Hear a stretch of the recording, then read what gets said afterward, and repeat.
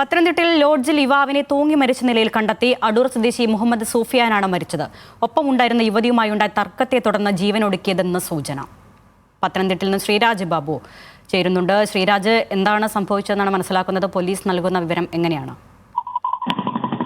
പത്തനംതിട്ട കുമ്പഴയിലെ ലോഡ്ജിലാണ് യുവാവിനെ മരിച്ച നിലയിൽ കണ്ടെത്തിയത്. അടൂർ ആദിക്കാട്ടുകുളങ്ങര സ്വദേശി മുഹമ്മദ് സൂഫിയാനാണ് മരിച്ചത്. ഇന്ന് വൈകിട്ട് ഈ പെൺകുട്ടിയുമായി യുവാവ് കുമ്പഴയിലെ ലോഡ്ജിൽ മുറിയെടുക്കുന്നു.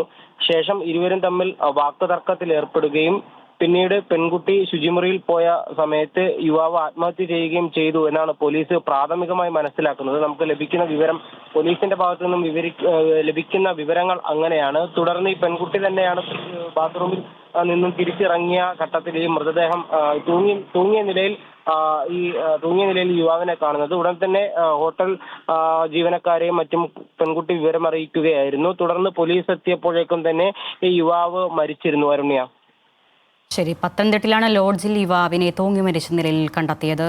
പോലീസ് അന്വേഷണം തുടരുകയാണ്. ശ്രീരാജ് ബാബുവാണ് വിശദാംശങ്ങൾ നൽകിയത്.